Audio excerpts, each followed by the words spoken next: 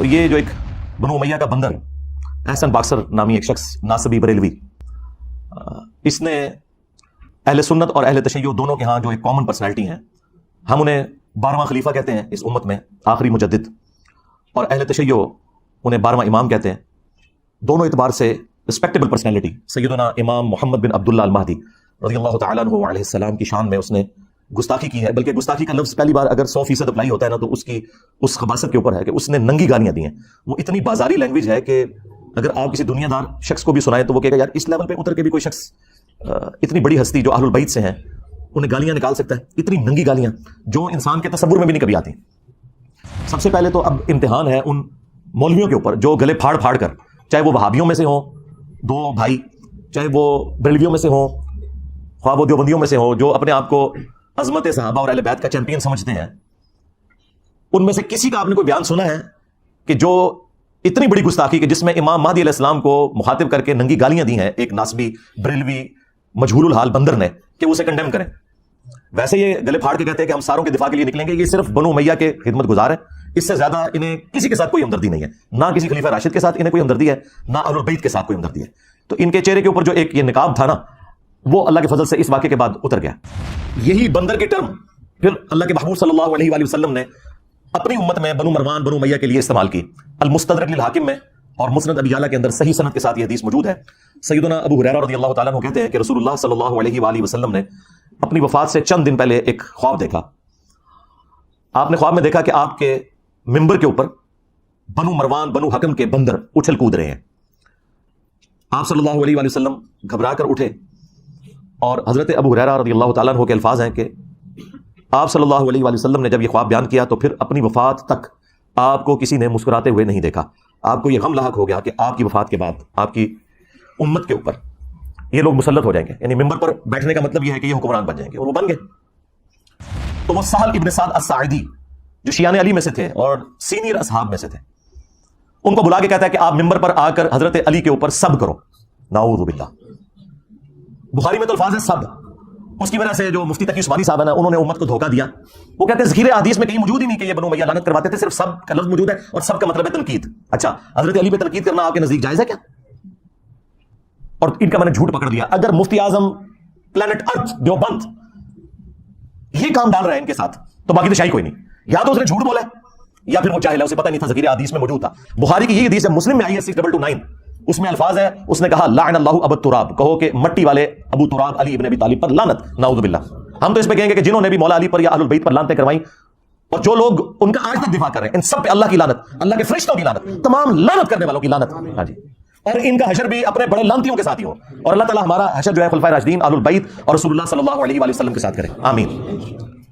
لہٰذا جو مسلم شریف میں حدیث موجود ہے کہ سعد ابن ابی وقاص کو ابھارا امیر شام نے کہ آپ علی ابن ابی طالب پر سب کیوں نہیں کرتے، وہاں سب کا مطلب لعنت ہی لیا جائے گا، اور وہ حدیث کے قرائن بھی بتا رہے ہیں، بلکہ خود ابن تیمیہ نے منہاج السنہ میں مانا ہے کہ یہ سب کرنے کا حکم دیا، اور سعد ابن ابی وقاص نے انکار کیا۔ الٹا انہوں نے مولا علی کی 3 فضیلتیں بیان کر دی اور کہا کہ ان میں سے ایک بھی مجھے مل جاتی سرخ اونٹوں سے بہتر ہوتی۔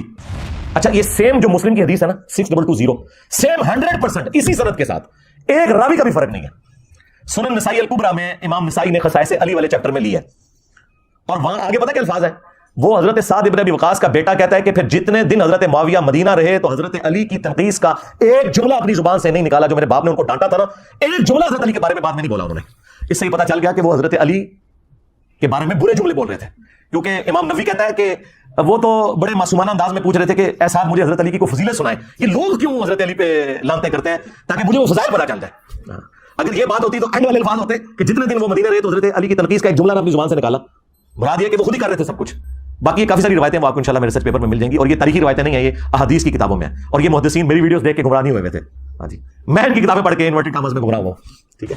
لیکن اہل سنت اور اہل تشیع دونوں اس بات کے اوپر متفق ہے کہ قرب قیامت سے پہلے پوری دنیا کے اوپر مسلمانوں کی حکومت قائم ہونی ہے انشاءاللہ تعالی، اور یہ وہ وعدہ ہے جو اللہ تعالیٰ نے قرآن حکیم میں کم از کم 3 جگہ پر اپنے محبوب صلی اللہ علیہ وآلہ وسلم سے کیا ہے، سورہ التوبہ کے اندر، سورہ الفتح میں، اور سورہ الصف میں۔ هو الذی ارسل رسولہ بالہدی ودین الحق لیظہرہ علی الدین کلہ، وہی اللہ ہے جس نے اپنے محبوب صلی اللہ علیہ وآلہ وسلم کو الہدا یعنی قرآن کے ساتھ اور دین حق کے ساتھ مبعوث کیا تاکہ اسے تمام ادیان کے اوپر غالب کر دیں۔ ولو کرہ المشرکون، خواہ مشرک اس کا برا ہی مان جائیں، اللہ تعالیٰ نے اس دین کو غالب کرنا ہے تمام ادیان کے اوپر. یہ اللہ تعالیٰ کا وعدہ ہے. مسند احمد میں حدیث ہے کہ اللہ کے محبوب صلی اللہ علیہ وآلہ وسلم نے فرمایا کہ قیامت اس وقت تک قائم نہیں ہوگی جب تک دنیا کے ہر گھر میں میرا پیغام نہ پہنچ جائے اور لوگ چاہتے ہوئے یا نہ چاہتے ہوئے اس دعوت کو قبول نہ کر لیں. اچھا اس زمانے میں تو یہ بڑا مشکل تھا کہ ہر گھر میں کیسے پہنچے گا. سرکار آج دیکھ لیں انٹرنیٹ, گھر کیا گھر کی کوٹڑی میں بھی انٹرنیٹ کے سگنل آ رہے ہیں, کسی غار کے کونے میں بھی آپ جا کے بیٹھ جائیں وہاں پہ بھی سگنل آ رہے ہیں. تو یہ دعوت تو پہنچ چکی ہے اور لوگ قبول کریں گے اسے انشاءاللہ تعالیٰ. اور پوری امت لیول کے اوپر جو خلافت اعلی منہاج النبوہ ہے وہ عمر بن عبدالعزیز کے دور میں نہیں آئی ہے, نہ خلفائے راشدین کے دور میں آئی ہے, وہ قرب قیامت میں ہی آنی ہے جب پوری دنیا کے اوپر مسلمانوں کا غلبہ ہوگا. آج تک امت میں یہ وقت نہیں آیا کہ پوری دنیا پہ مسلمانوں کا غلبہ ہو. تو اس سے مراد یہ پانچواں جو دور ہے وہ امام محمد مہدی رضی اللہ تعالیٰ عنہ علیہ السلام کا دور خلافت ہے انشاءاللہ تعالیٰ. ہم نہ دیکھ سکے, ہماری آنے والی نسلیں انشاءاللہ ضرور اسے دیکھیں گی. اور امام مہدی کے لیے میں نے آپ کو پہلے بھی بتایا کہ یہ ضروری ہے کہ ان کے آنے سے پہلے فرقے ختم ہو جائیں. ادروائز سنیوں میں آ گئے تو شیعہ نے نہیں ماننا, شیعہ میں آ گئے تو سنیوں نے نہیں ماننا, یہ ذہن میں رکھیے گا. تو پہلے تو لوگوں کو سمجھ نہیں آتی تھی کہ یہ کیسے ہوگا کہ اتنی بڑی فرقہ واریت کی دراڑ ختم ہو. لیکن دیکھیں اللہ تعالیٰ نے ہمارے اس چھوٹے سے پلیٹ فارم کی برکت سے ہماری زندگی میں ہمیں ان 12 سالوں میں وہ کچھ دکھایا کہ 1200 سال کی جو گمراہی تھی فرقہ واریت کی, اللہ تعالیٰ نے اسے کیسے ختم کیا. ہمارا ایک نعرہ ہی سب کو لے گیا کہ میرے نبی سا ہے ہی کوئی نہیں, تیرے بابے تھے شاہ ہی کوئی نہیں. تو لوگ دوبارہ سے رسول اللہ صلی اللہ علیہ وآلہ وسلم کی مبارک ذات کی طرف متوجہ ہوئے ہیں. اہل البیت کا مقام انہیں پتہ چلا ہے, خلفائے راشدین کی عظمت ان کے دلوں میں جاگی ہے الحمدللہ. اور فرقوں کے بزرگ بابوں سے جان چھوٹ گئی ان کی. جس طرح توحید میں وہ ایک اللہ کے ماننے والے ہو گئے, اسی طریقے سے اطاعت میں وہ بابوں کی بجائے ایک اس شخص کے ماننے والے ہو گئے کہ جس کی قبر مدینے میں ہے. صلو علی محمد و آل محمد, اللہم صلی علی محمد و علی آل محمد. اللہ تعالیٰ کا یہ وعدہ ہے کہ جو لوگ ایمان لائیں گے اور نیک اعمال کریں گے اللہ تعالیٰ انہیں ضرور بالضرور دنیا میں خلافت دے گا, حکومت دے گا.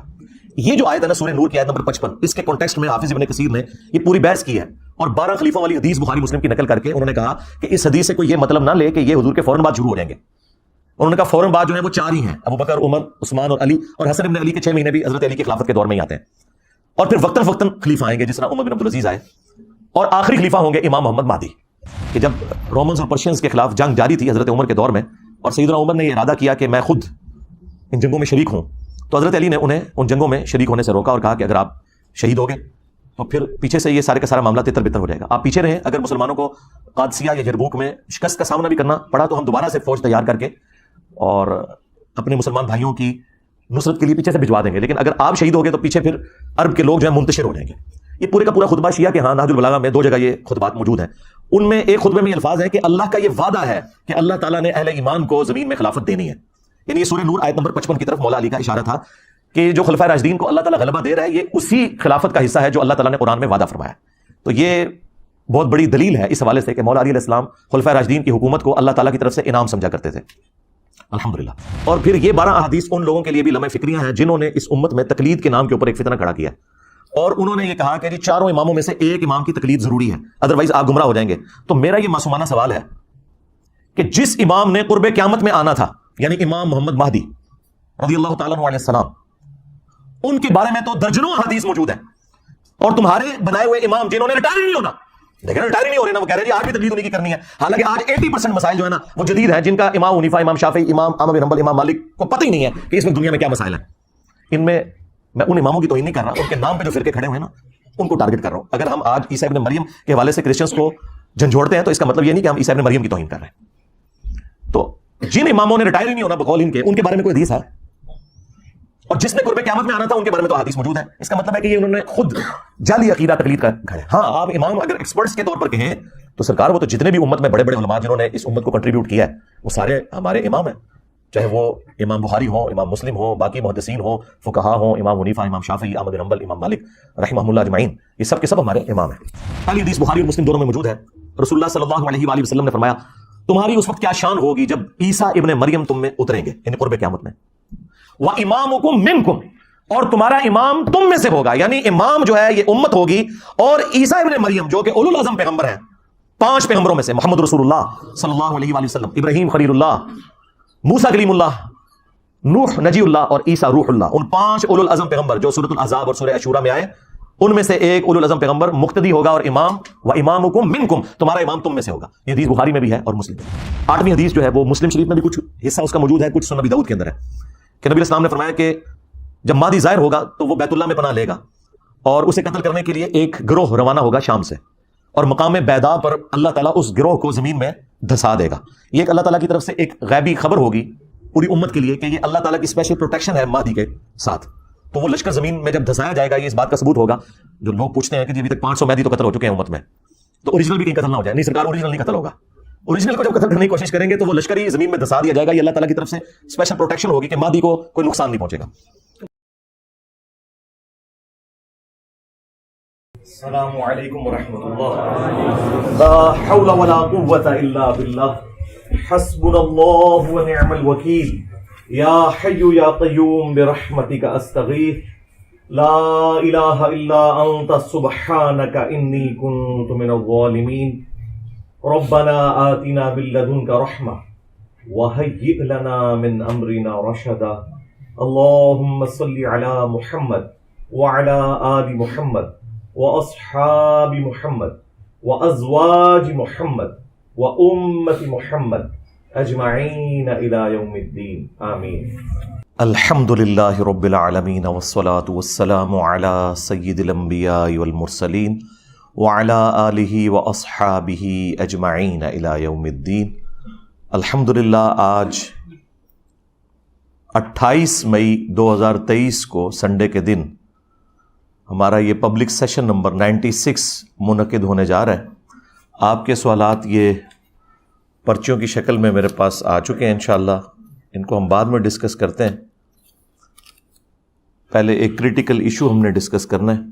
اس سے بھی پہلے آج ماشاء اللہ تعالی 28 مئی 2023 ہے, اور آپ کو یاد ہوگا آج سے آلموسٹ 25 سال پہلے 1998 میں پاکستان نے 28 مئی 1998 کو ہی اٹامک بلاسٹ کیے تھے, جس کے بعد پاکستان ایک ڈکلیئرڈ نیوکلیئر پاور بن گیا تھا اور اسے یوم تکبیر کا نام دیا گیا.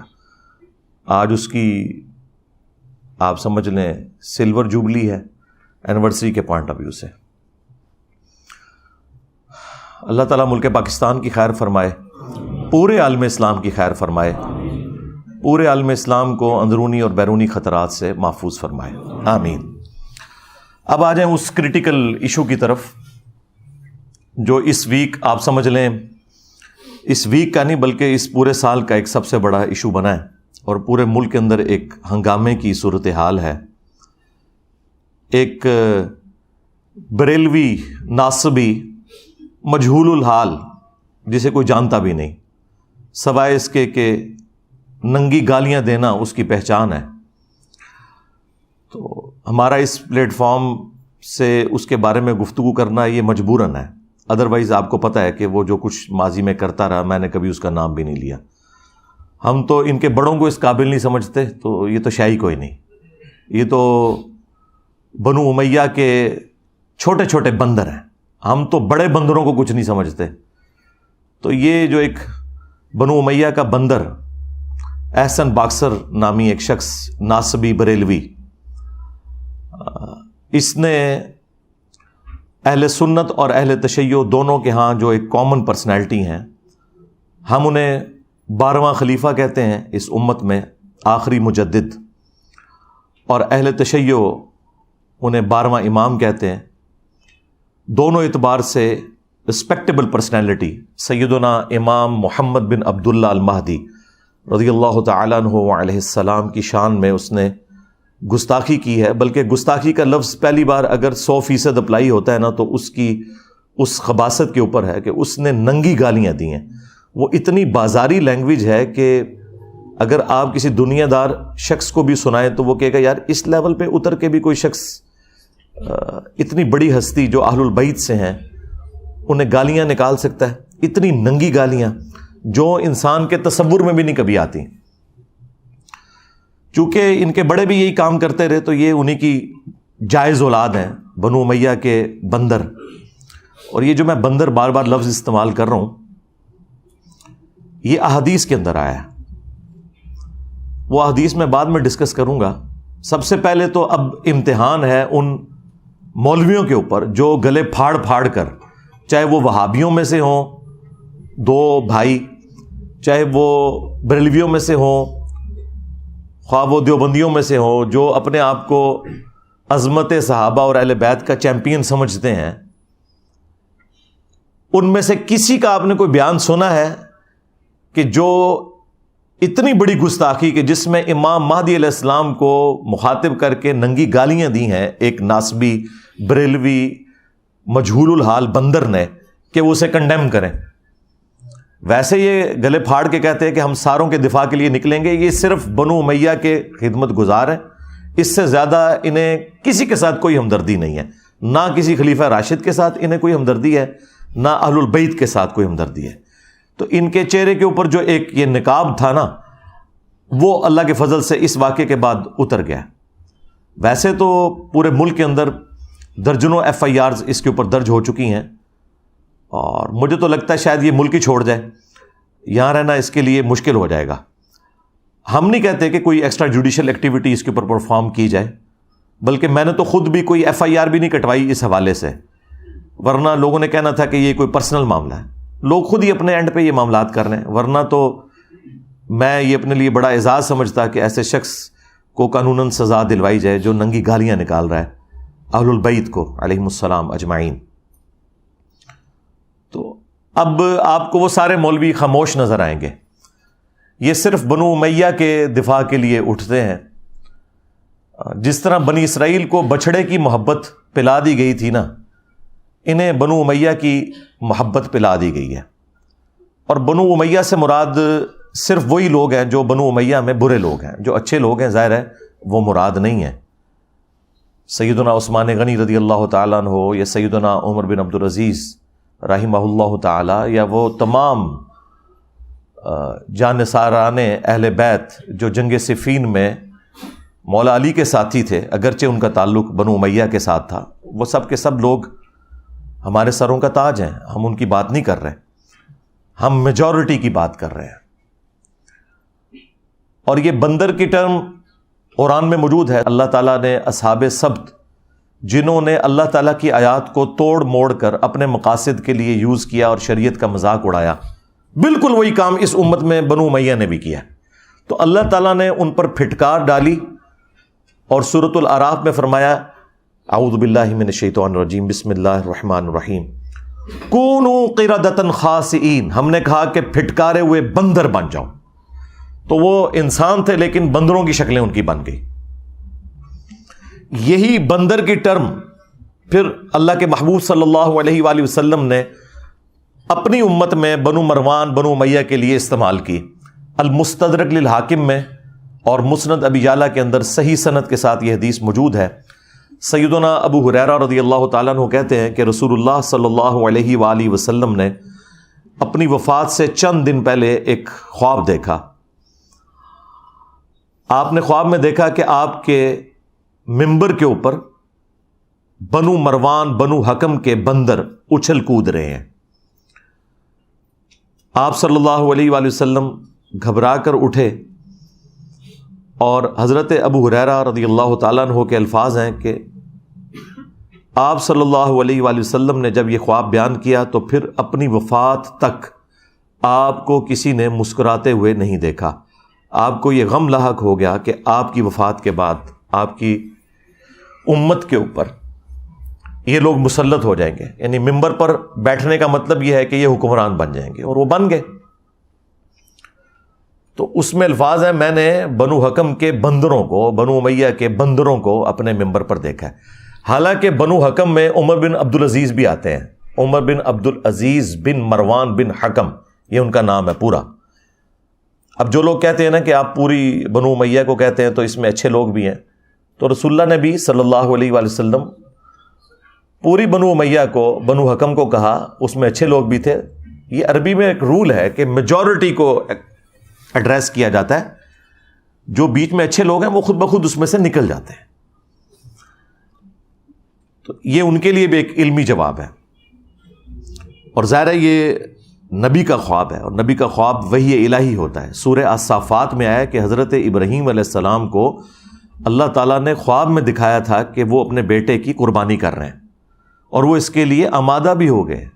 بیٹے کو لٹا بھی لیا اور چھری بھی اس کی گردن پر رکھ دی. وہ تو اللہ تعالیٰ کی طرف سے ایک معجزہ ہوا کہ اس کی جگہ اللہ تعالیٰ نے ایک فدیہ دے دیا اور ان کی جان بچ گئی. لیکن وہ سنت ابراہیمی آج تک زندہ ہے. تو تو اتنی بڑی ایکٹیویٹی ایک خواب کی بنیاد کے اوپر حضرت ابراہیم علیہ السلام نے پرفارم کی، اس وجہ سے کہ نبیوں کا خواب وحی الہی ہوتا ہے۔ باقی لوگوں کے خواب میں شیطان کو دخل ہو سکتی ہے، انبیاء کے خواب جو ہیں ان میں شیطانوں کا کوئی دخل نہیں ہوتا۔ بخاری اور مسلم دونوں میں حدیث موجود ہے، اللہ کے محبوب صلی اللہ علیہ وآلہ وسلم نے فرمایا کہ خواب نبوت کی خبروں کا 46واں حصہ ہے۔ اچھا، یہ لفظ خواب لکھا جاتا ہے خا، واو، الف اور با، لیکن پڑھتے ہوئے اس کی واو اڑ جاتی ہے، اس کو پڑھنے کا طریقہ ہے خواب۔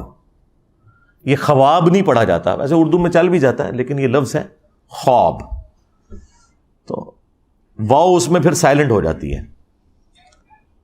تو یہ جو نبوت کی خبریں ہیں ان میں ایک موڈ خواب بھی ہے جو اللہ تعالیٰ اپنے پیغمبروں کو دکھاتا ہے، اور یہ سلسلہ قیامت تک جاری ہے۔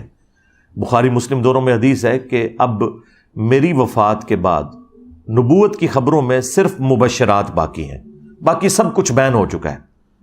نہ کوئی کشف ہوگا، نہ کوئی وحی خفی ہوگی، نہ کوئی وحی جلی ہوگی، کچھ بھی نہیں ہوگا سوائے مبشرات کے۔ پوچھا گیا مبشرات کیا ہیں تو فرمایا کہ وہ خواب ہیں، لیکن وہ بھی بخاری مسلم دونوں میں آیا کہ خواب کی پھر 3 قسمیں ہیں، یا وہ اللہ کی طرف سے ہوں گے، یا شیطان کی طرف سے، یا پھر نفس کی طرف سے۔ اب یہ ایک پورا ٹاپک ہے، خوابوں پہ میں نے الگ سے ایک بڑی تفصیلی ویڈیو ریکارڈ کروائی ہے، رپلائی ٹو مولانا الیاس قادری آن خواب میں دیدار مصطفیٰ صلی اللہ علیہ وآلہ وسلم، کیونکہ یہ ایک بڑا کریٹیکل ٹاپک تھا، اس کو میں نے سینٹرڈ کرتے ہوئے ایک تفصیلی ویڈیو ریکارڈ کروائی ہے، وہ آپ دیکھ سکتے ہیں۔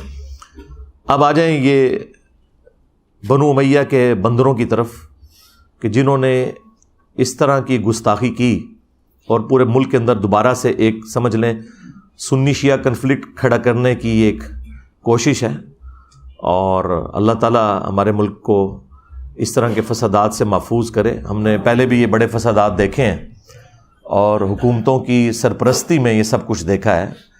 اب شکر ہے کہ ہماری حکومتوں کو، ہمارے ریاستی اداروں کو ان چیزوں کی گندگی کا احساس ہو گیا، اور انہوں نے توبہ کی ہے اس حوالے سے کہ کوئی نان اسٹیٹ ایکٹر اور اس طریقے سے سنی شیعہ فساد نہیں کروانا، کوئی سعودیہ اور ایران کی پراکسی وار اپنے ملک میں نہیں لڑنی۔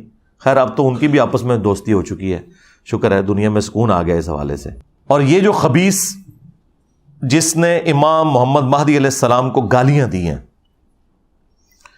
یہ اس نے اپنے بڑوں کی بدعت کے اوپر عمل کیا ہے۔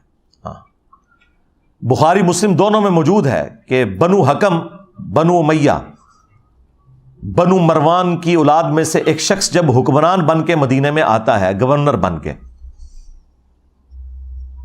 تو وہ سہل ابن سعد الساعدی جو شیعان علی میں سے تھے اور سینئر اصحاب میں سے تھے، ان کو بلا کے کہتا ہے کہ آپ ممبر پر آ کر حضرت علی کے اوپر سب کرو۔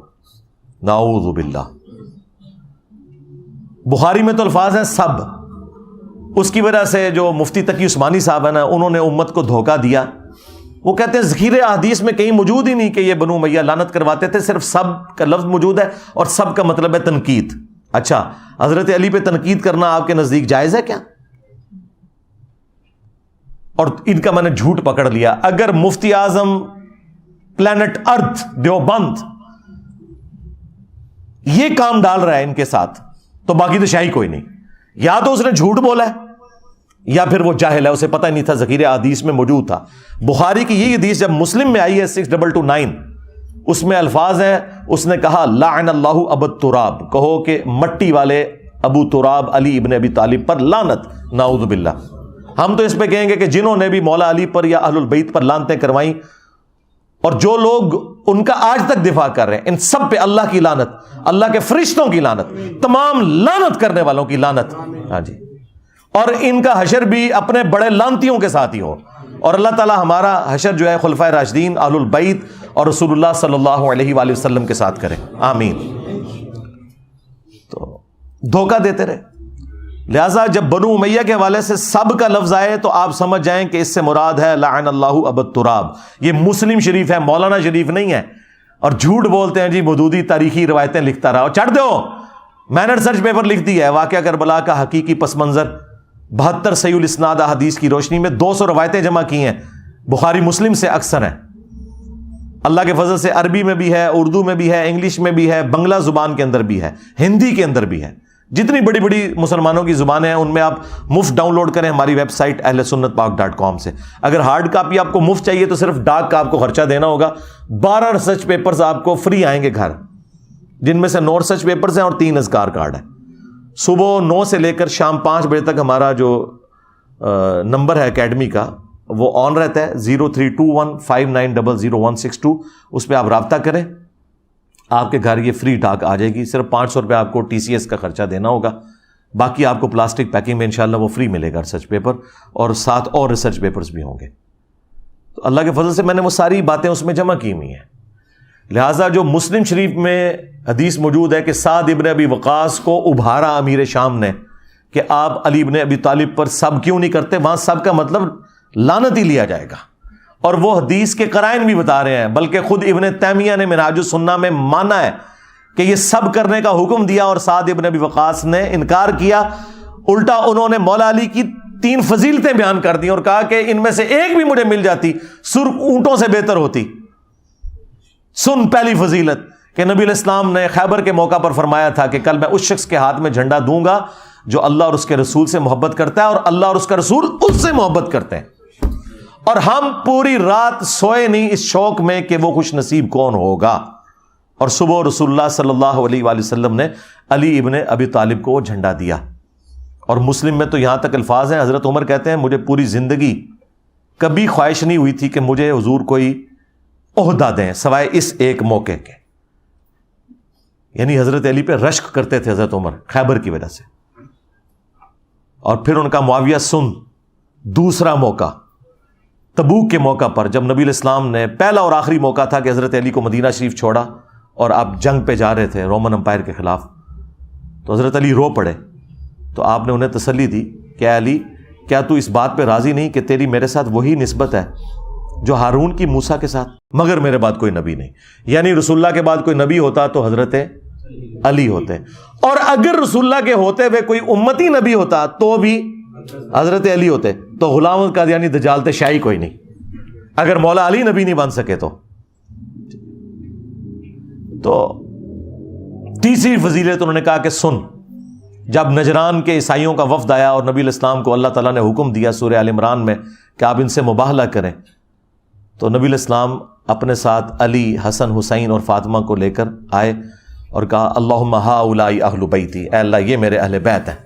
یہ 3 موقع ایسے ہیں، بلکہ ابن ماجہ میں تو چوتھی فضیلت بھی سعد ابن ابی وقاص نے رپورٹ کی، من کنت مولاہ فہذا علی مولا، جس کا مولا میں اس کا مولا علی، یعنی غدیر خم والا بھی انہوں نے موقع وہاں پہ بیان کیا۔ تو اچھا، یہ سیم جو مسلم کی حدیث ہے نا 6220، سیم 100% اسی سند کے ساتھ، ایک راوی کا بھی فرق نہیں ہے۔ سنن نسائی الکبریٰ میں امام نسائی نے خصائص علی والے چیپٹر میں لی ہے، اور وہاں آگے پتہ کیا الفاظ ہیں، وہ حضرت سعد ابن ابی وقاص کا بیٹا کہتا ہے کہ پھر جتنے دن حضرت معاویہ مدینہ رہے تو حضرت علی کی تنقیص کا ایک جملہ اپنی زبان سے نہیں نکالا۔ جو میرے باپ نے ان کو ڈانٹا تھا نا، ایک جملہ حضرت علی کے بارے میں بعد میں نہیں بولا انہوں نے۔ اس سے یہ پتہ چل گیا کہ وہ حضرت علی کے بارے میں برے جملے بول رہے تھے، کیونکہ امام نووی کہتا ہے کہ وہ تو بڑے معصومانہ انداز میں پوچھ رہے تھے کہ اے سعد مجھے حضرت علی کی کوئی فضیلت سنائیں، یہ لوگ کیوں حضرت علی پہ لانتیں کرتے ہیں، تاکہ مجھے وہ فضائل پتہ چل جائے۔ اگر یہ بات ہوتی تو اینڈ والے الفاظ ہوتے کہ جتنے دن وہ مدینے رہے تو حضرت علی کی تنقیص کا ایک جملہ نہ اپنی زبان سے نکالا۔ مراد یہ کہ وہ خود ہی کر رہے تھے سب کچھ۔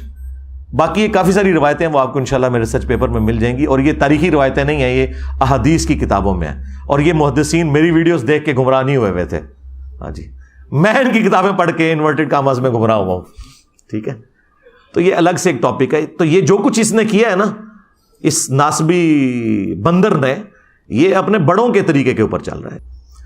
تو یہ جو اس وقت حرکت ہوئی ہے نا، اس کے بعد ایک پورے ملک میں آپ کو پتہ ہے ہنگامہ کھڑا ہوا ہے، اور زیادہ ظاہر ہے کہ اس حوالے سے اہل تشیع ہرٹ ہوئے ہیں۔ اب چونکہ ہمارا یہ پلیٹ فارم فرقہ واریت سے پاک ہے، لیکن بہرحال ہم اہل سنت منہج کی ترجمانی کرتے ہیں، تو میں یہ ضروری سمجھ رہا ہوں اس موقع پر کہ ہم اہل سنت کا جو عقیدہ ہے خلافت کے حوالے سے یا 12 اماموں کے حوالے سے، اور خصوصاً امام محمد بن عبداللہ المہدی رضی اللہ تعالیٰ عنہ علیہ السلام کے حوالے سے میں اس موقع کے اوپر اسے کلیئر کر دوں تاکہ آپ کو پتہ چل جائے کہ اہل سنت کا اس حوالے سے کیا عقیدہ ہے۔ دیکھیں، اہل سنت اور اہل تشیع دونوں اس بات کے اوپر متفق ہے کہ قرب قیامت سے پہلے پوری دنیا کے اوپر مسلمانوں کی حکومت قائم ہونی ہے انشاءاللہ تعالی، اور یہ وہ وعدہ ہے جو اللہ تعالیٰ نے قرآن حکیم میں کم از کم 3 جگہ پر اپنے محبوب صلی اللہ علیہ وآلہ وسلم سے کیا ہے، سورہ التوبہ کے اندر، سورہ الفتح میں، اور سورہ الصف میں۔ هو الذی ارسل رسولہ بالہدی ودین الحق لیظہرہ علی الدین کلہ، وہی اللہ ہے جس نے اپنے محبوب صلی اللہ علیہ وآلہ وسلم کو الہدا یعنی قرآن کے ساتھ اور دین حق کے ساتھ مبعوث کیا تاکہ اسے تمام ادیان کے اوپر غالب کر دے۔ وَلَوْ كَرِهَ الْمُشْرِكُونَ، خواہ مشرک اس کا برا ہی مان جائیں، اللہ تعالیٰ نے اس دین کو غالب کرنا ہے تمام ادیان کے اوپر، یہ اللہ تعالیٰ کا وعدہ ہے۔ مسند احمد میں حدیث ہے کہ اللہ کے محبوب صلی اللہ علیہ وآلہ وسلم نے فرمایا کہ قیامت اس وقت تک قائم نہیں ہوگی جب تک دنیا کے ہر گھر میں میرا پیغام نہ پہنچ جائے اور لوگ چاہتے ہوئے یا نہ چاہتے ہوئے اس دعوت کو قبول نہ کر لیں۔ اچھا، اس زمانے میں تو یہ بڑا مشکل تھا کہ ہر گھر میں کیسے پہنچے گا۔ سرکار آج دیکھ لیں، انٹرنیٹ، گھر کیا، گھر کی کوٹھڑی میں بھی انٹرنیٹ کے سگنل آ رہے ہیں، کسی غار کے کونے میں بھی آپ جا کے بیٹھ جائیں وہاں پہ بھی سگنل آ رہے ہیں، تو یہ دعوت تو پہنچ چکی ہے اور لوگ قبول کریں گے اسے انشاءاللہ تعالی۔ یہ وعدہ ہے کہ یہ والا معاملہ ہو کر رہنا ہے۔ اور پھر اسی کو سپورٹیو ایک اور حدیث ہے مسند احمد کے اندر جو مشکات میں بھی موجود ہے، اللہ کے محبوب صلی اللہ علیہ وآلہ وسلم نے اس امت میں جو 5 بڑے بڑے ادوار ہیں ان کا ذکر کیا، اور آپ صلی اللہ علیہ وآلہ وسلم کے رازدار حذیفہ ابن یمان اس حدیث کو روایت کرتے ہیں کہ اللہ کے محبوب صلی اللہ علیہ وآلہ وسلم نے فرمایا کہ اللہ تعالیٰ جب تک چاہے گا تم میں نبوت رہے گی، یعنی میرا وجود باقی رہے گا، پھر اللہ تعالیٰ مجھے اٹھا لے گا، اور پھر میری وفات کے بعد خلافت علی منہاج النبوہ قائم ہو جائے گی، اور وہ بھی جب تک اللہ چاہے گا وہ رہے گی۔ وہ 30 سال ہے، وہ انشاءاللہ میں بعد میں حدیث بتاتا ہوں۔ پھر اللہ تعالیٰ جب چاہے گا اسے بھی اٹھا لے گا۔ پھر ملکن عاضن، جو ہمارے استاد ڈاکٹر اسرار صاحب یوں کرتے تھے، ملکن عاضن، کاٹ کھانے والی ملوکیت، یعنی اپنے مخالفین کو قتل کرنے والی حکمران، وہ قائم ہو جائے گی، اور پھر جب تک اللہ چاہے گا وہ بھی مسلط رہے گی امت کے اوپر، پھر اللہ تعالیٰ اسے بھی اٹھا لے گا۔ پھر جابر حکمرانوں کا دور آ جائے گا، یہ 4تھا دور ہے، وہ بھی رہے گا جب تک اللہ تعالیٰ چاہے گا، اور پھر اس کے بعد دوبارہ سے خلافت علی منہاج النبوہ قائم ہو جائے گی انشاءاللہ تعالی۔ یہ حدیث ایک تابعی نے لکھ کر عمر بن عبدالعزیز کو بھیجی، اور انہوں نے کہا کہ مجھے لگتا ہے کہ یہ کاٹ کھانے والی ملوکیت یعنی حضرت معاویہ رضی اللہ تعالیٰ عنہ اور ان کے بعد جابر حکمران، یزید اور عبد الملک بن مروان اور ان کے پھر آگے اولاد، اس کے بعد اب آپ ہیں جو خلافت واپس آ گئی ہے۔ تو عمر بن عبدالعزیز رحمہ اللہ اس تعبیر سے بڑے خوش ہوئے۔ بعض لوگوں نے یہ تعبیر بھی کی ہے اس روایت کی، لیکن یہ تعبیر جو ہے وہ درست نہیں ہے۔ بیسیکلی یہ اوورآل پوری امت کا ذکر ہو رہا ہے، اور پوری امت لیول کے اوپر جو خلافت علی منہاج النبوہ ہے وہ عمر بن عبدالعزیز کے دور میں نہیں آئی ہے، نہ خلفائے راشدین کے دور میں آئی ہے، وہ قرب قیامت میں ہی آنی ہے جب پوری دنیا کے اوپر مسلمانوں کا غلبہ ہوگا۔ آج تک امت میں یہ وقت نہیں آیا کہ پوری دنیا پہ مسلمانوں کا غلبہ ہو۔ تو اس سے مراد یہ 5واں جو دور ہے وہ امام محمد مہدی رضی اللہ تعالیٰ عنہ علیہ السلام کا دور خلافت ہے انشاءاللہ تعالی۔ ہم نہ دیکھ سکے، ہماری آنے والی نسلیں انشاءاللہ ضرور اسے دیکھیں گی، اور اور امام مہدی کے لیے میں نے آپ کو پہلے بھی بتایا کہ یہ ضروری ہے کہ ان کے آنے سے پہلے فرقے ختم ہو جائیں. ادروائز سنیوں میں آ گئے تو شیعہ نے نہیں ماننا، شیعہ میں آ گئے تو سنیوں نے نہیں ماننا. یہ ذہن میں رکھیے گا. تو پہلے تو لوگوں کو سمجھ نہیں آتی تھی کہ یہ کیسے ہوگا کہ اتنی بڑی فرقہ واریت کی دراڑ ختم ہو. لیکن دیکھیں اللہ تعالیٰ نے ہمارے اس چھوٹے سے پلیٹ فارم کی برکت سے ہماری زندگی میں ہمیں ان 12 سالوں میں وہ کچھ دکھایا کہ 1200 سال کی جو گمراہی تھی فرقہ واریت کی، اللہ تعالیٰ نے اسے کیسے ختم کیا. ہمارا ایک نعرہ ہی سب کو لے گیا کہ میرے نبی سا ہے ہی کوئی نہیں، تیرے بابے تے شاہ ہی کوئی نہیں. تو لوگ دوبارہ سے رسول اللہ صلی اللہ علیہ وآلہ وسلم کی مبارک ذات کی طرف متوجہ ہوئے ہیں. اہل البیت کا مقام انہیں پتہ چلا ہے، خلفائے راشدین کی عظمت ان کے دلوں میں جاگی ہے الحمدللہ. اور فرقوں کے بزرگ بابوں سے جان چھوٹ گئی ان کی. جس طرح توحید میں وہ ایک اللہ کے ماننے والے ہو گئے، اسی طریقے سے اطاعت میں وہ بابوں کی بجائے ایک اس شخص کے ماننے والے ہو گئے کہ جس کی قبر مدینے میں ہے. صلو علی محمد و آل محمد، اللہم صلی علی محمد و علی آل محمد. تو یہ بہت بڑی چیز ہے جو اللہ تعالیٰ نے ہمیں اپنی زندگی میں دکھائی ہے. تو یہ 5 ادوار ہے، یعنی نبی علیہ السلام کا مبارک دور، پھر خلفائے راشدین کا دور، اس کے بعد کاٹ کھانے والی ملوکیت، اور پھر اس کے بعد جابر حکمران، اور پھر اینڈ پہ خلافت علی منہاج النبوہ. تو آج تو ہم ماضی میں جا کے یہ سارے ادوار دیکھ سکتے ہیں. نبی علیہ السلام کا مبارک دور، اس کے بعد 30 سال خلافت راشدہ، اس کے بعد بنو امیہ اور بنو عباس. یہ وہ کاٹ کھانے والی ملوکیت تھی جو اپنے مخالفین کو کاٹ دیتی تھی، فریڈم آف ایکسپریشن نہیں دیتی تھی. اس کے بعد جابر حکمران. جابر حکمرانوں کا دور وہ ہے جب مسلمانوں پر زبردستی حکمران مسلط ہو گئے، یعنی کلونین پاورز آ گئیں، کہیں پہ فرینچ آ گئے، کہیں پہ گریٹ برٹن کا قبضہ ہو گیا. اور پھر آلموسٹ آج سے 100 سال پہلے ان کی گرفت ڈھیلی پڑی، اور آج ماشاءاللہ آلموسٹ 60 کے قریب مسلم کنٹریز دنیا میں موجود ہیں.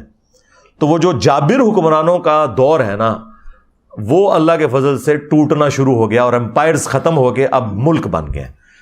تو اب وہ یہ ٹرانزیشن پیریڈ ہے جو جابر حکمرانوں کے بعد خلافت راشدہ کا جو دور آنا ہے، یہ اس کے درمیان کا پیریڈ ہے. ظاہر ہے یہ فوراً تو ایک پیریڈ دوسرے میں شفٹ نہیں ہوتا، گریجولی ہوتا ہے. تو اس وقت ہم 4تھے اور 5ویں دور کے درمیان بیٹھے ہوئے ہیں انشاءاللہ تعالی. اور اللہ تعالیٰ نے چاہا تو انشاءاللہ ہم نہیں تو ہماری آنے والی نسلیں اس غلبے کو دیکھیں گی، امام محمد مہدی رضی اللہ تعالیٰ عنہ علیہ السلام. اچھا، اب اہل سنت اور اہل تشیع میں جو امام مہدی کے حوالے سے اختلاف یہ ہے کہ وہ ان کو 12 اماموں میں 12واں امام سمجھتے ہیں، اور وہ 12 کے 12 امام ہم بھی مانتے ہیں، وہ سارے اہل سنت کے بھی امام ہیں، امام علی علیہ السلام سے لے کر امام محمد مہدی تک. لیکن ان کا موقف یہ ہے کہ وہ غیابت میں چلے گئے آج سے آلموسٹ 1200 سال پہلے، اور وہ قرب قیامت میں ظاہر ہوں گے. اہل سنت کا موقف یہ ہے کہ وہ اہل البیت میں سے ہوں گے، لیکن وہ قرب قیامت میں پیدا ہوں گے. اس کے بعد سب کے سب متفق ہیں کہ دنیا عدل و انصاف سے بھر دیں گے، پوری دنیا پہ اسلام کا غلبہ ہوگا انشاءاللہ تعالی. اب یہ جو 12 اماموں والا کانسیپٹ ہے، یہ 12 خلیفوں والا، اس حوالے سے ایک حدیث بھی ہے بخاری مسلم میں کہ اللہ کے محبوب صلی اللہ علیہ وآلہ وسلم نے فرمایا کہ میری امت قیامت تک حق کی خاطر قتال کرتی رہے گی اور یہ غالب رہیں گے، اور ان پر 12 خلیفے ہوں گے. بعض لوگوں نے اس حدیث سے یہ سمجھا کہ وہ کنزیکٹو 12 خلیفے ہوں گے، یعنی نبی علیہ السلام کی وفات سے لے کے آنورڈ 12 خلیفے. لیکن وہ دور آپ دیکھیں خلفائے راشدین کے بعد تو ایسا دور ہے کہ جو اسلام کو شرمندہ کرنے والا ہے. تو بعض محدثین نے اس کی تعویل یہ کی کہ یہ چونکہ الفاظ ہیں مسلم شریف میں کہ یہ قیامت تک دین غالب رہے گا اور اس پر 12 خلیفے ہوں گے، تو اس سے مراد یہ ہے کہ 12 کی گنتی قیامت تک پوری ہوگی. اور یہ یعنی امت میں بڑی پرسنالٹی جس کے اوپر اہل سنت کے تینوں فرقے متفق ہیں، بریلوی، دیوبندی، اہل حدیث، اور ان کے علاوہ بھی حنفی، شافعی، مالکی، حنبلی جو فقہی اعتبار سے اختلافات ہیں.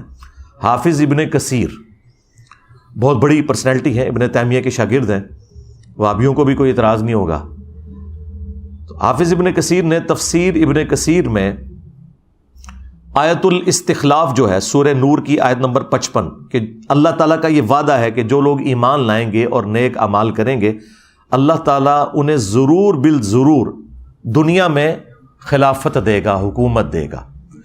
یہ جو آیت ہے نا سورہ نور کی آیت نمبر 55، اس کے کانٹیکسٹ میں حافظ ابن کثیر نے یہ پوری بحث کی ہے اور 12 خلیفوں والی حدیث بخاری مسلم کی نقل کر کے انہوں نے کہا کہ اس حدیث سے کوئی یہ مطلب نہ لے کہ یہ حضور کے فوراً بعد شروع ہو جائیں گے. انہوں نے کہا فوراً بعد جو ہیں وہ 4 ہی ہیں، ابو بکر، عمر، عثمان اور علی، اور حسن ابن علی کے 6 مہینے بھی حضرت علی کی خلافت کے دور میں ہی آتے ہیں. اور پھر وقتاً فوقتاً خلیفہ آئیں گے جس طرح عمر بن عبدالعزیز آئے، اور آخری خلیفہ ہوں گے امام محمد مہدی.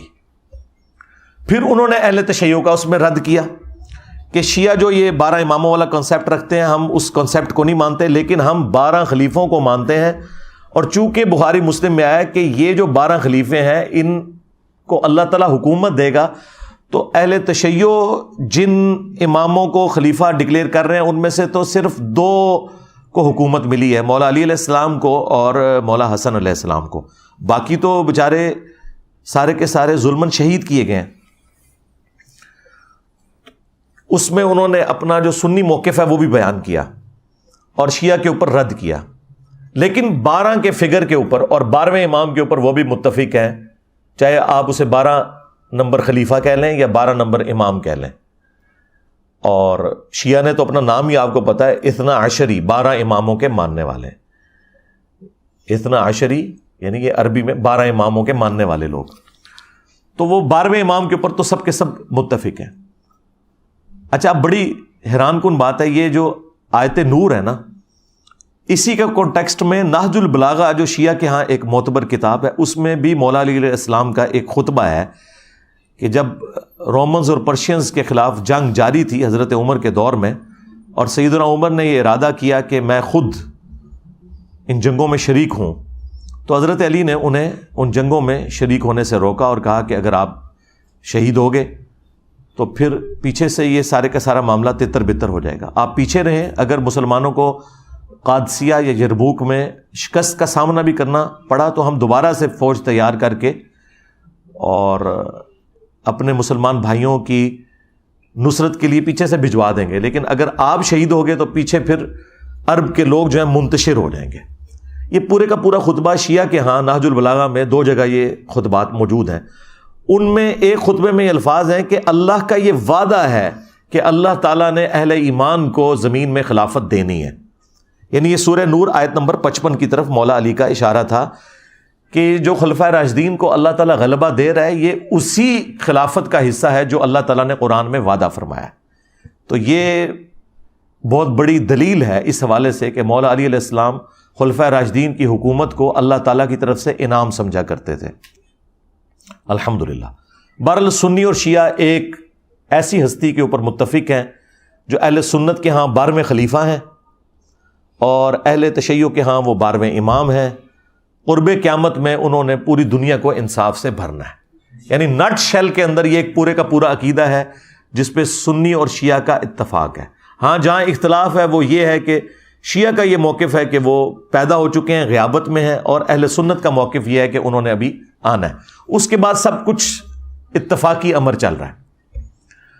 اور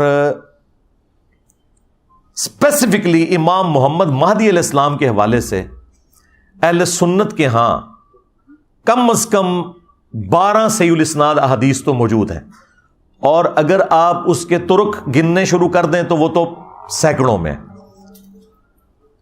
میں نے 12 کا فگر امام مہدی کی نسبت سے لیا، چونکہ وہ 12ویں امام ہیں یا 12ویں خلیفہ ہیں، اس لیے میں نے 12 کے عدد کو ٹارگٹ کیا کہ میں 12 احادیث آپ کو مختصر سے وقت میں سنا دوں گا تاکہ آپ کو اس حوالے سے کلیئر ہو. اور پھر یہ 12 احادیث ان لوگوں کے لیے بھی لمحہ فکریاں ہیں جنہوں نے اس امت میں تقلید کے نام کے اوپر ایک فتنہ کھڑا کیا ہے، اور انہوں نے یہ کہا کہ جی 4 اماموں میں سے ایک امام کی تقلید ضروری ہے، ادروائز آپ گمراہ ہو جائیں گے. تو میرا یہ معصومانہ سوال ہے کہ جس امام نے قرب قیامت میں آنا تھا، یعنی امام محمد مہدی رضی اللہ تعالیٰ عنہ علیہ السلام، ان کے بارے میں تو درجنوں احادیث موجود ہیں، اور تمہارے بنائے ہوئے امام جنہوں نے ریٹائر ہی نہیں ہونا، دیکھیں نا ریٹائر ہی نہیں ہو رہے نا، وہ کہہ رہے ہیں جی آج بھی تقلید انہی کی کرنی ہے، حالانکہ آج 80% مسائل جو ہے نا وہ جدید ہیں، جن کا امام حنیفہ، امام شافعی، امام احمد بن حنبل، امام مالک کو پتہ ہی نہیں ہے کہ اس وقت دنیا میں کیا مسائل ہیں۔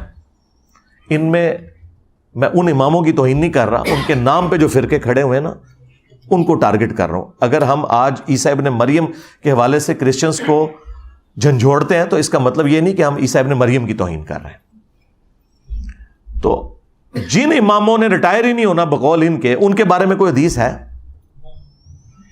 اور جس نے قرب قیامت میں آنا تھا ان کے بارے میں تو احادیث موجود ہیں۔ اس کا مطلب ہے کہ یہ انہوں نے خود جعلی عقیدہ تقلید کا گھڑا ہے۔ ہاں آپ امام اگر ایکسپرٹس کے طور پر کہیں تو سرکار وہ تو جتنے بھی امت میں بڑے بڑے علماء جنہوں نے اس امت کو کنٹریبیوٹ کیا ہے وہ سارے ہمارے امام ہیں، چاہے وہ امام بخاری ہوں، امام مسلم ہوں، باقی محدثین ہوں، فقہا ہوں، امام حنیفہ، امام شافعی، احمد بن حنبل، امام مالک رحمہم اللہ اجمعین، یہ سب کے سب ہمارے امام ہیں۔ اور میں تو جب غصے میں آتا ہوں نا تو میں ان کو کہتا ہوں کہ جی جب مجھ سے کوئی پوچھتا ہے نا آپ کس امام کو مانتے ہیں، میں کہتا ہوں میں امام حسین نو مننا، چل ٹور اگے، تیرا امام حنیفہ یا شافعی یا مالک یا احمد بن حنبل امام حسین سے بڑا ہے؟ کیا امت کو تم لوگوں نے توڑا ہوا ہے؟ امام وہ ہے جس کی قبر مدینے میں ہے صلی اللہ علیہ وآلہ وسلم۔ النبی اولا بالمؤمنین من انفسہم وازواجہ امہاتہم، نبی مومنین کی جانوں پر ان سے بڑھ کر حق رکھتے ہیں، اور نبی کی بیویاں امت کی مائیں ہیں، اور نبی امت کے روحانی باپ ہیں۔ اور ایسا امام ہے ہمارا کہ ما ضل صاحبکم وما غوا، تمہارے نبی نہ کبھی بہکے ہیں نہ کبھی بے راہ چلے ہیں۔ تمہارے امام اور ان کے ماننے والے تو آپس میں لڑتے رہے، اتنا لڑے کہ کعبے میں انہوں نے 4 مسلح ڈال دیے 400 سال تک، سلطنت عثمانیہ کے دور میں 1517 سے لے کر 1917 تک۔ یہ تو سعودی حکومت نے آگے اٹھائے ہیں۔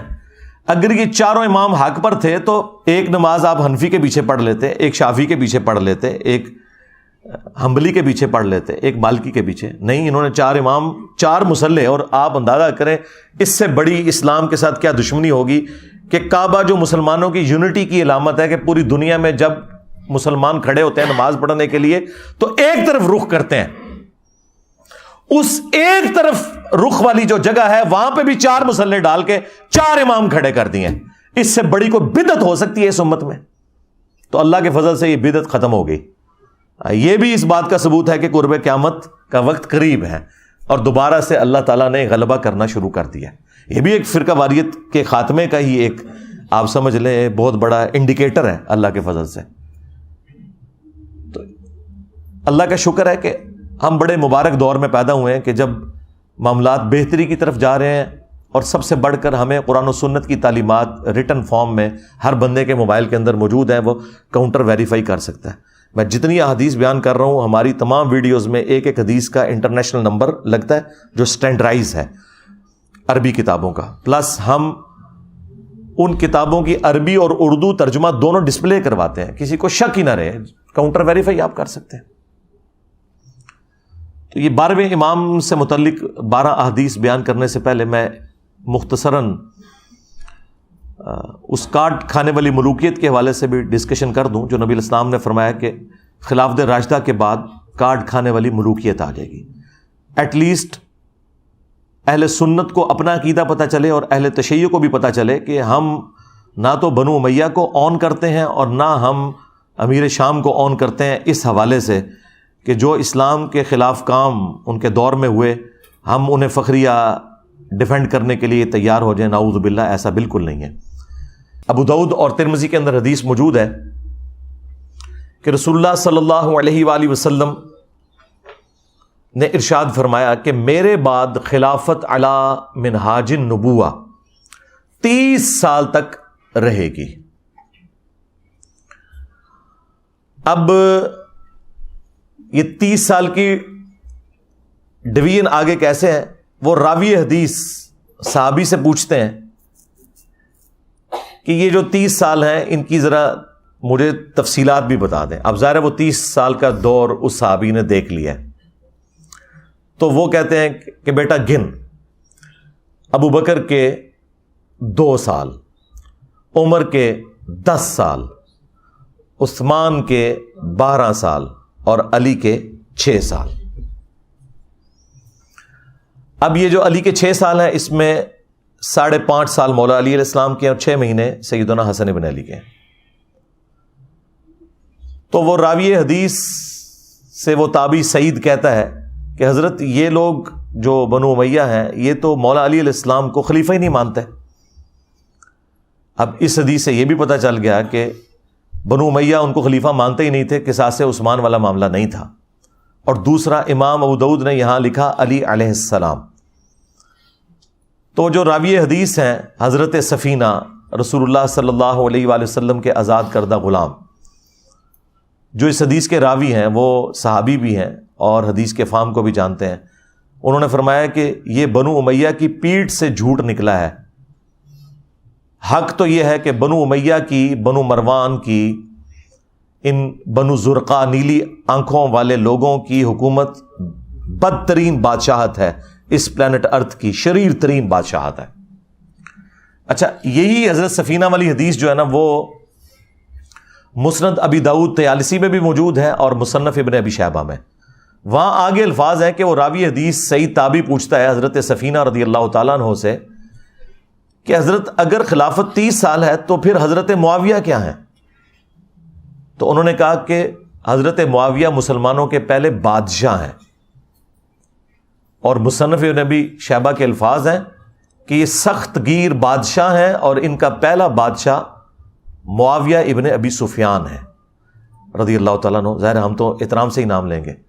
تو حضرت سفینہ نے کہا کہ بنو امیہ کی جو حکومت ہے یہ بادشاہت ہے، یہ خلیفہ نہیں ہے۔ یہ جو ہم خلیفہ بھی بولتے ہیں نا ان کو، تو ان معنوں میں بولتے ہیں جو حکمران کے معنوں میں آتا ہے۔ ادروائز ہم حسن ابن علی کے بعد جتنی حکومتیں ہیں ان کو خلیفہ بھی نہیں مانتے سوائے عمر بن عبدالعزیز کے۔ یہ سب کے سب لوگ بادشاہ ہیں، یہ ملوک ہیں، یہ ملوکیت ہے۔ تو اب اس میں واضح موجود ہے کہ بنو مروان، بنو حکم، بنو امیہ، ان کی حکومت شرعی ترین بادشاہت ہے، اور یہ ایک ایسے اس امت کے اوپر مسلط ہوئے ہیں کہ آج تک ان کے اثرات باقی ہیں۔ اللہ کا شکر ہے کہ ہمارے پلیٹ فارم کی برکت سے اب لوگوں کے سامنے ان کی اصلیت آ گئی ہے، ورنہ تو آپ لوگوں کو پتہ ہی نہیں چلنا تھا، آپ لوگوں نے جاہلیت کی موت مر جانا تھا اس حوالے سے۔ اب آخر میں وہ میں 12 صحیح الاسناد احادیث بیان کر دوں 12ویں امام یا 12ویں خلیفہ کی نسبت سے۔ پہلی حدیث بخاری اور مسلم دونوں میں موجود ہے۔ اچھا، یہ جو حدیثیں ہیں یہ اکا دکا صحابہ نے روایت نہیں کی ہوئی ہیں، ایٹ لیسٹ 8 صحابہ ہیں جنہوں نے یہ حدیثیں روایت کی ہیں، جو میرے علم کی حد تک ہے، اس سے بھی زیادہ ہو سکتے ہیں۔ سیدنا علی رضی اللہ تعالیٰ عنہ، سیدنا ابن عباس رضی اللہ تعالیٰ عنہ، سیدنا ابو سعید خدری رضی اللہ تعالیٰ عنہ، سیدنا ابو ہریرہ رضی اللہ تعالیٰ عنہ، سیدہ عائشہ سلام اللہ علیہا، سیدہ ام سلمہ سلام اللہ علیہا، سیدنا ابو سعید خدری رضی اللہ تعالیٰ عنہ۔ تو یہ بڑے بڑے اصحاب ہیں جنہوں نے یہ احادیث روایت کی ہیں الحمدللہ۔ ابن مسعود بھی شامل ہیں اس میں، صوبان بھی ہیں رضی اللہ عنہم اجمعین وعلیہم السلام اجمعین۔ پہلی حدیث بخاری اور مسلم دونوں میں موجود ہے۔ رسول اللہ صلی اللہ علیہ وآلہ وسلم نے فرمایا، تمہاری اس وقت کیا شان ہوگی جب عیسیٰ ابن مریم تم میں اتریں گے، یعنی قرب قیامت میں، وَإِمَامُكُم مِّنكُم، اور تمہارا امام تم میں سے ہوگا، یعنی امام جو ہے یہ امت ہوگی، اور عیسیٰ ابن مریم جو کہ اولو العزم پیغمبر ہیں، 5 پیغمبروں میں سے، محمد رسول اللہ صلی اللہ علیہ وآلہ وسلم، ابراہیم خلیل اللہ، موسیٰ کلیم اللہ، نوح نجی اللہ اور عیسیٰ روح اللہ، ان 5 اولو العزم پیغمبر جو سورۃ الاحزاب اور سورہ الشورى میں آئے، ان میں سے ایک اولو العزم پیغمبر مقتدی ہوگا اور امام، وَإِمَامُكُم مِّنكُم، تمہارا امام تم میں سے ہوگا۔ یہ حدیث بخاری میں بھی ہے اور مسلم میں بھی۔ دوسری حدیث مسلم شریف میں ہے، نبی صلی اللہ علیہ وآلہ وسلم نے فرمایا کہ میری امت کا ایک گروہ قیامت تک حق کے لیے لڑتا رہے گا، حتیٰ کہ عیسیٰ ابن مریم نازل ہوں گے، اور مسلمانوں کا امیر ان سے کہے گا کہ آپ ہمیں نماز پڑھائیں، تو وہ کہیں گے کہ یہ اللہ تعالیٰ نے فضیلت اس امت کو دی ہے کہ تم میں سے بعض کے امام ہوتے ہیں، تو امامت تم کرو گے، اور یہ امام محمد مہدی علیہ السلام ہوں گے۔ تیسری حدیث بھی بخاری اور مسلم دونوں کے اندر ہے، نبی صلی اللہ علیہ وآلہ وسلم نے فرمایا میری امت کے آخر میں ایک ایسا خلیفہ آئے گا جو مال بھر بھر کر دے گا لوگوں کو۔ وہ راوی حدیث جو ہیں وہ پوچھتے ہیں اس صحابی سے کہ کیا اس خلیفہ سے مراد عمر بن عبدالعزیز ہیں؟ تو وہ کہتے ہیں نہیں، اس سے مراد عمر بن عبدالعزیز نہیں ہے، یہ وہ خلیفہ ہے جو امت کے اینڈ پہ آئے گا قرب قیامت میں، یعنی امام محمد مہدی علیہ السلام۔ ایک اور تفصیلی حدیث ہے المستدرک للحاکم کے اندر موجود ہے، نبی صلی اللہ علیہ وآلہ وسلم نے فرمایا کہ مہدی میری امت کے بالکل آخر میں آئے گا، اور اللہ تعالیٰ اس کی برکت سے زمین پر بارشیں نازل فرمائے گا، زمین نباتات اگائے گی، پوری دنیا پہ عدل و انصاف ہوگا، وہ لوگوں میں مال تقسیم کرے گا، یہ وہی الفاظ جو بخاری مسلم میں بھی ہیں، مویشیوں کی ریل پیل ہوگی اور اسلام کا غلبہ ہو جائے گا، پھر وہ 8 سال تک دنیا میں رہیں گے اور پھر دنیا سے تشریف لے جائیں گے، یعنی 8 سال ان کا دور خلافت ہوگا۔ 5ویں حدیث سنن نبی داؤد میں ہے کہ نبی صلی اللہ علیہ وآلہ وسلم نے فرمایا کہ اگر دنیا ختم ہونے میں ایک دن بھی باقی رہ جائے، اللہ تعالیٰ میرے اہل البیت میں سے فاطمہ کی اولاد میں سے ایک شخص ضرور پیدا کرے گا جو پوری دنیا کو عدل و انصاف سے بھر دے گا۔ اب یہ ایک دن سے مراد یہ ہمارا ایک دن نہیں ہے جو قرآن میں ہے نا کہ اللہ کے ہاں جو ایک دن ہے وہ تمہارے 1000 سال کے برابر ہے، یعنی 1000 سال بھی آگے بچتے ہوئے نا آخری 1000 سال بھی رہ گئے تو اللہ تعالیٰ نے مہدی کو ضرور بھیجنا ہے۔ 6ٹھی حدیث بھی سنن نبی داؤد میں ہے، نبی صلی اللہ علیہ وآلہ وسلم نے فرمایا کہ مہدی میرے اہل البیت میں سے ہوگا اور وہ میری بیٹی فاطمہ کی اولاد میں سے ہوگا۔ اب مجھے بتائیں، جو مہدی فاطمہ کی اولاد میں سے ہے وہ آ کے یہ کہے گا کہ جی بنو امیہ کی آپ تعریف کریں اور بنو ہاشم کو نیچا کریں؟ وہ آ کر جو ہے وہ جنگ جمل صفین نہروان میں مولا علی علیہ السلام کو سپورٹ کرے گا یا ناسبیوں کو سپورٹ کرے گا؟ آپ خود سوچیں۔ 7ویں حدیث بھی سنن نبی داؤد میں ہے، آپ علیہ السلام نے فرمایا کہ دنیا اس وقت تک ختم نہیں ہوگی جب تک کہ میرے اہل البیت میں سے ایک شخص عربوں کا بادشاہ نہ بن جائے جس کا نام میرے نام کے اوپر ہوگا، محمد بن عبداللہ المہدی۔ 8ویں حدیث جو ہے وہ مسلم شریف میں بھی کچھ حصہ اس کا موجود ہے، کچھ سنن نبی داؤد کے اندر ہے کہ نبی علیہ السلام نے فرمایا کہ جب مہدی ظاہر ہوگا تو وہ بیت اللہ میں پناہ لے گا اور اسے قتل کرنے کے لیے ایک گروہ روانہ ہوگا شام سے، اور مقام بیدا پر اللہ تعالیٰ اس گروہ کو زمین میں دھسا دے گا۔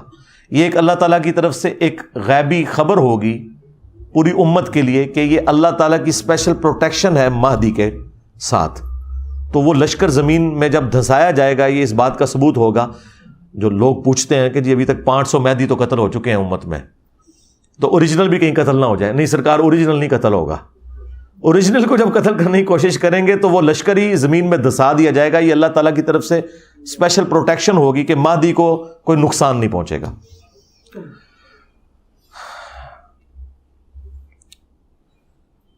نویں حدیث سنن ابن ماجہ میں ہے کہ نبی علیہ السلام نے فرمایا کہ مہدی میرے اہل بیت میں سے ہوگا اور اللہ تعالیٰ ایک رات میں اس کا معاملہ درست کر دے گا، یعنی حالات و واقعات ایسے فیوریبل کر دے گا کہ مسلمانوں کی لیڈرشپ کے لیے اسے تیار کر دے گا۔ اچھا، ابن ماجہ میں ایک اور روایت بھی ہے، جعلی روایت ہے، جو قادیانی پیش کرتے ہیں کہ مہدی اور عیسیٰ ابن مریم ایک ہی شخصیت کے 2 نام ہیں، اور اس کی بنیاد پہ انہوں نے غلام القادیانی دجال کو ڈکلیئر کیا۔ حالانکہ وہ روایت جو ہے وہ منقطع ہے، راوی یعنی ملاقات ہی آپس میں ثابت نہیں ہے، حسن بصری مدلس ہیں، ان سے روایت کر رہے ہیں، کم از کم 4 سکم اس روایت میں موجود ہے، جعلی روایت ہے، جسے جعلی روایت محدثین نے ڈکلیئر کیا، وہ اس کی بنیاد کے اوپر وہ آگے لے کے چل رہے ہوتے ہیں اس معاملے کو۔ یہ 9 حدیثیں جو ہیں یہ مرفوع حدیثیں ہیں جو میں نے بیان کی، یعنی نبی صلی اللہ علیہ وآلہ وسلم نے خود ارشاد فرمایا اور صحابہ نے نبی علیہ السلام سے سنا۔ آخری 3 حدیثیں جو ہیں وہ صحابہ کے اقوال ہیں، اور صحابی کا قول اگر مستقبل کی خبر سے متعلق ہو تو یہ محدثین کا اتفاق ہے کہ وہ اللہ کے نبی کے بتانے پر ہی محمول ہوتا ہے، کیونکہ غیبی خبر نبی کے ذریعے صحابہ کو دی جاتی ہے۔ جس طرح فضائل صحابہ احمد بن حنبل کی کتاب میں روایت صحیح سند کے ساتھ موجود ہے، اور یہ روایت جو ہے وہ نہج البلاغہ میں بھی موجود ہے، مولا علیہ السلام کے خطبات میں، کہ میری وجہ سے 2 فرقے جہنم میں جائیں گے اور 2 گمراہ ہوں گے، ایک میری محبت میں غلوف کر کے، ایک میری دشمنی میں، یعنی رافضی اور ناصبی۔ یہ روایت سنی اور شیعہ دونوں کے ہاں پائی جاتی ہے۔ سنیوں کے ہاں فضائل صحابہ احمد بن حنبل کی کتاب میں مولا علی کا قول ہے، اور شیعہ کے ہاں نہج البلاغہ میں مولا علی کا قول موجود ہے۔ یہ علیحدہ بات ہے کہ سنی جو ہیں وہ شیعہ کو رافضی کہتے ہیں، اور شیعہ جو ہے سنیوں کو ناصبی کہتے ہیں۔ تو روایت دونوں مان رہے ہیں۔ اب یہ جو مولا علی کا قول ہے یہ محمول ہے نبی الاسلام کے بتانے کے اوپر، تو اس طرح کی جو مستقبل کی خبریں ہیں وہ امپلائڈ ہوتا ہے کہ وہ نبی کے بتانے پر محمول ہے۔ انہیں کہا جاتا ہے موقوفاً روایتیں ہیں۔ وہ موقوفاً مولا علی علیہ السلام سے روایت ہے 10ویں المستدرک للحاکم میں، کہ قرب قیامت میں ہاشمیوں میں سے ایک خلیفہ ظاہر ہوگا، اللہ تعالیٰ یعنی امام مہدی کو بھیجے گا، اور اس کے دور میں اللہ تعالیٰ کی نعمتیں جو ہیں وہ ان کی فراوانی ہوگی، اور لوگوں میں پیار اور محبت بڑھ جائے گا، یعنی وہی فرقہ واریت ختم ہو جائے گی، دشمنیاں ختم ہو جائیں گی، اور پھر اس کے بعد دجال کا ظہور ہوگا۔ پھر جب دجال کا ظہور ہوگا تو پھر حضرت عیسیٰ ابن مریم کو اللہ تعالیٰ بھیجے گا دجال کو قتل کرنے کے لیے۔ وہ مسلم شریف میں بڑی تفصیلی حدیث موجود ہے، دجال کے اوپر الگ سے میری ویڈیوز آپ دیکھ لیں، کیونکہ دجال کا فتنہ بہت بڑا فتنہ ہوگا۔ اس فتنے کی سرکوبی کے لیے عیسیٰ ابن مریم جیسی بڑی پرسنالٹی کی ضرورت پڑے گی۔ 11 نمبر حدیث ابن عباس سے موقوفاً ہے، مصنف ابن ابی شیبہ کے اندر۔ وہ کہتے ہیں کہ ہم اہل بیت میں سے ایک نوجوان ظاہر ہوگا قرب قیامت میں، امام مہدی، اور اس پر بہت زیادہ فتنے وارد ہوں گے، لیکن اللہ تعالیٰ اسے تمام فتنوں سے محفوظ رکھے گا، یعنی اللہ تعالیٰ کی ایک غیبی تائید ہوگی۔ اور پھر ابن عباس کہتے ہیں کہ وہ اہل بیت کا نوجوان اس امت کے معاملے کو سیدھا کر دے گا، جو ٹیڑھے راستے پر ہوگا ان کو بالکل سیدھا کر دے گا۔ اور 12ویں اور آخری موقوفاً روایت ثوبان سے ہے، جو نبی الاسلام کے آزاد کردہ غلام ہے۔ یہ بڑی مشہور روایت آپ نے سنی ہوگی، مسند احمد میں اور المستدرک للحاکم میں، کہ جب خراسان سے کالے جھنڈے آتے ہوئے دیکھو تو ان کا استقبال کرنا، ان میں اللہ کا خلیفہ مہدی ہوگا۔ اب یہ خراسان جو ہے یہ ایران اور افغانستان اور پاکستان کے جو جنوبی علاقے ہیں، یہ سارے کا سارا ایریا نبی الاسلام کے زمانے میں خراسان کہلاتا تھا۔ تو یہ وہ روایت ہے جس کی بنیاد کے اوپر آپ کو پتہ ہے کہ مسلمانوں کو کاٹنے کے لیے مسلمانوں میں جہادی تنظیمیں پیدا ہوئیں کہ جی ہم وہ لشکر ہے جو خراسان سے نکلے گا، اور وہ خراسان سے نکل کے مسلمانوں کو تو نہیں قتل کرے گا نا۔